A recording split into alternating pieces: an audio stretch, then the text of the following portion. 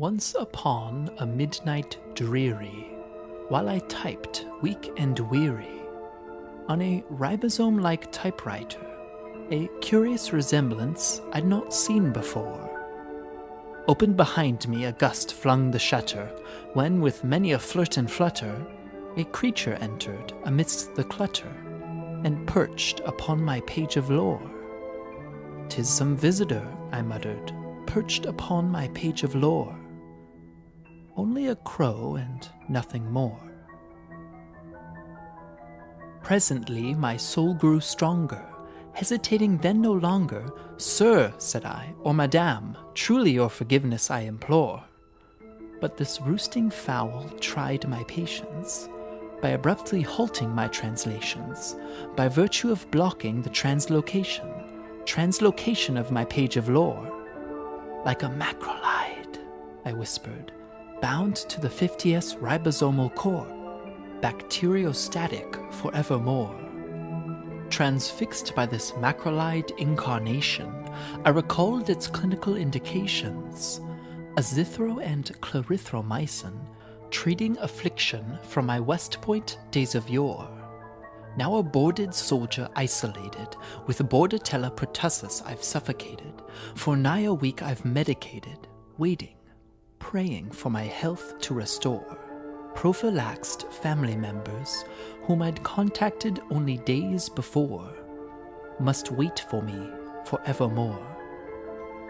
Presently my senses grew tired, my mind ruminating on pneumonia community acquired.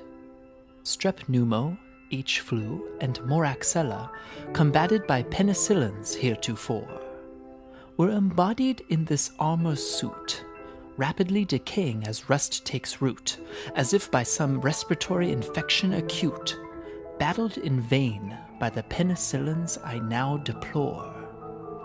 Like this violet sword, a penicillin allergy I bore, until macrolides provided coverage for the pneumonia lifted forevermore. Ah, distinctly I remember, it was the bleak December, when an atypical winter had descended upon the harbor's Bostonian shore. Through my window a strange reflection, merely a snowshoer upon close inspection, like an insidious mycoplasma infection, a walking pneumonia approaching my chamber door. 'Tis some cold visitor entreating entrance at my chamber door. This it is, and nothing more.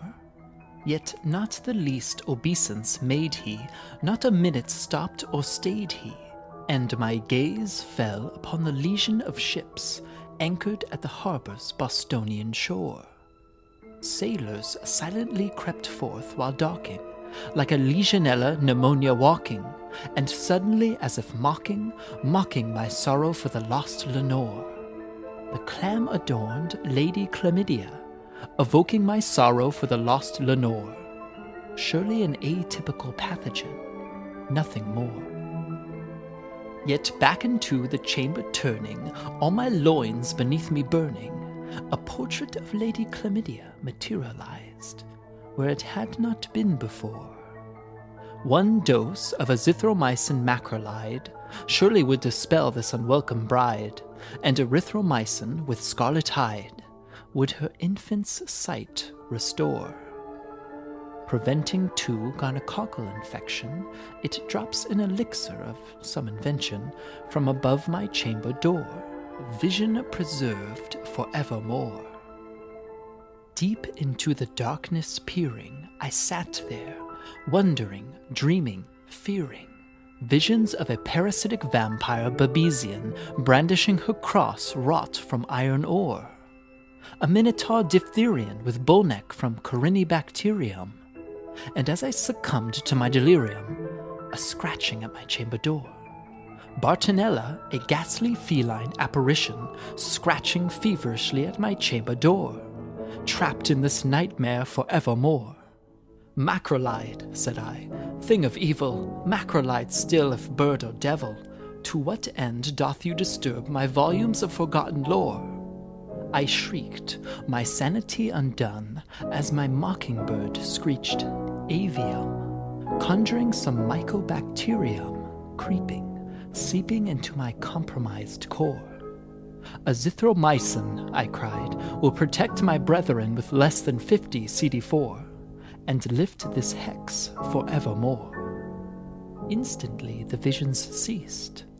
Then, as if by some GI motility increased, a dampness spread, from I not know where accumulating on my chamber floor.